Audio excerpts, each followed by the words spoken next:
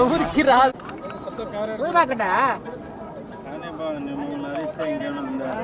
చెప్పు.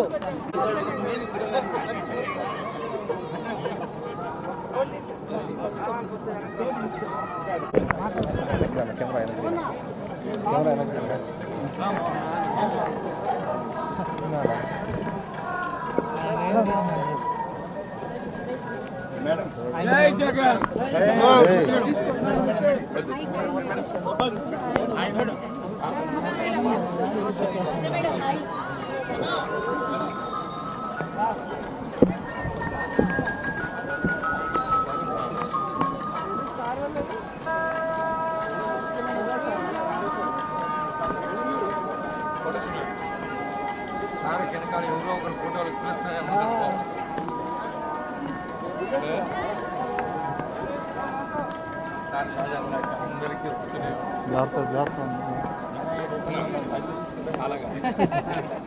అడిగితే చెప్తాను, అది చెప్పను.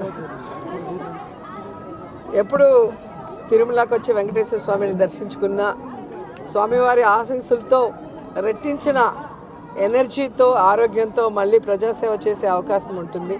సో అందుకే ఎప్పుడు అవకాశం ఉన్నా భగవంతుడు పిలిచినా వచ్చి దర్శించుకొని వెళ్ళటం మీరందరూ కూడా చూస్తున్నారు.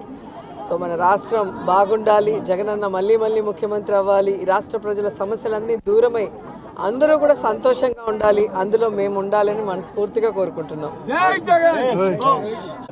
ఎవరికి ఇచ్చినా నాకు ఇబ్బంది లేదు. నేనైతే జగనన్న సైనికురాల్ని, జగనన్న కోసం నా ప్రాణమైనా ఇస్తాను. అనేక సందర్భాల్లో చెప్పని రాసి పెట్టుకోండి. అండ్ ఎవరైతే సునకానందం పొందాలనుకుంటున్నారో రోజాకి సీటు లేదు అని ఒక స్టోరీ లేసి, అది మీకు కొన్ని రోజులకి మాత్రమే సునకానందం. మా కార్యకర్తలకో నాయకులకో ఎవరికి కూడా బాధ లేదు, ఎందుకంటే వాళ్ళకి నిజం తెలుసు నాకు సీటు ఉందని. ఒకవేళ సీటు లేదని మీరు ఆనందపడినా కూడా నాకు ఇబ్బంది లేదు.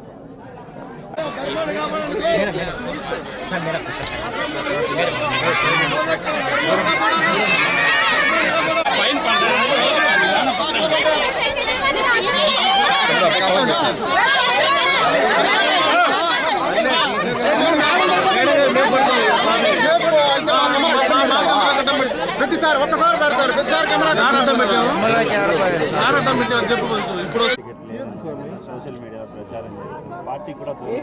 ఈరోజు మీరు పేపర్ తిప్పేసి చూస్తే తెలుస్తుంది. ఎవ్రీ డే గడప గడపకి పల్లె నిద్ర చేస్తూ ఏ విధంగా ప్రజలకి అభివృద్ధి కార్యక్రమాలు భూమి పూజలు చేస్తూ తిరుగుతున్నారో మీరు చూస్తున్నారు. అలాగే క్యాబినెట్ మీటింగ్స్ కానీ లేదా పార్టీ కార్యక్రమాలు ఏవైనా కూడా ఎప్పుడూ ఫస్ట్ వరుసలో నేనే ఉంటా. అండ్ ఈరోజు పచ్చ ఛానళ్ళు తెలుసుకోవాల్సింది ఒక్కటే, వాళ్ళు ఎంత దిగజారిపోయారంటే వాళ్ళకి 175 కాన్స్టిట్యున్సీలో క్యాండిడేట్లు పెట్టడానికి క్యాండిడేట్లు లేక వైఎస్ఆర్సీపీలో ఎవరైనా గొడవ పడితే బాగుంటుంది, ఎవరికైనా సీట్ ఇవ్వకపోతే బాగుంటుంది, మన పార్టీకి వస్తే వాళ్ళకి ఇద్దామని గోతికాడ గుంటనక్కల్లాగా ఎదురు చూస్తున్నారు. సో వాళ్ళకి నేను చెప్పేది ఒక్కటే, మా పార్టీలో ప్రజలకి ఎంత ప్రేమ ఉందో జగనన్న మీద అంతకి రెట్టించిన ప్రేమ మా అందరికీ ఉంది. మేమందరం కూడా జగనన్న పార్టీ పెట్టక ముందు నుంచి ఉన్నాం. మేము అలగటాలో కోపపడటాలో ఏమీ ఉండదు. జగనన్న ముఖ్యమంత్రి అయితే మేమందరం కూడా ప్రజలకు సర్వీస్ చేసే అవకాశం మాకు ఉంది కాబట్టి ఆయన ముఖ్యమంత్రి అవ్వడానికి మేము 100% పనిచేసేవాళ్ళం. రెండవది, ఎవరి నియోజకవర్గాల్లో వాళ్ళు ప్రజలకి అందుబాటులో ఉన్నారా లేదా, సర్వేలో వాళ్ళు గెలుస్తారా లేదా అనేది అందరికీ బుక్స్ ఇచ్చారు, డిస్కషన్ కూడా అయిపోయింది.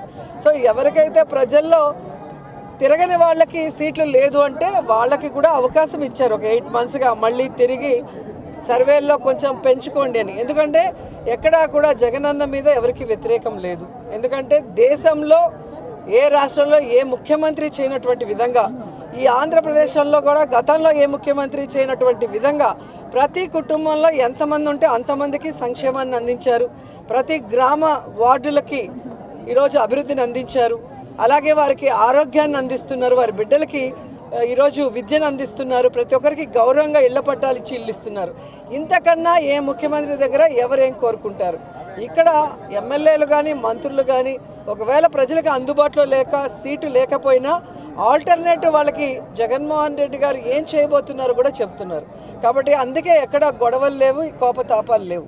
అండ్ నా విషయానికి వస్తే నగిరిలో రోజాకి సీటు లేదు అంటే ఆంధ్రజ్యోతి రాధాకృష్ణన్ నుంచి ఉంటాడా లేదా రామోజీ నుంచి ఉంటాడా?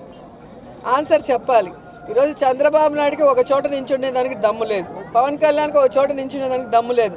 అందుకే రాబోయే ఎన్నికల్లో రెండు చోట్ల నించుంటామని చెప్పి సర్వేలు చేయించుకుంటున్నారు. మేము మా ప్రజలకి అందుబాటులో ఉన్నాం కాబట్టే ఈరోజు 2 సార్లు ఎమ్మెల్యేలైనాం, మంత్రులయ్యాం. సో ఖచ్చితంగా 2024 175కి 175 కొట్టబోతున్నాం. మేమందరం కూడా గెలవబోతున్నాం. మళ్ళీ ప్రజల ఆశీస్సులతో ప్రజలకి సర్వీస్ కూడా చేయబోతున్నాం అనేది పచ్చపత్రికలు తెలుసుకోవాలి.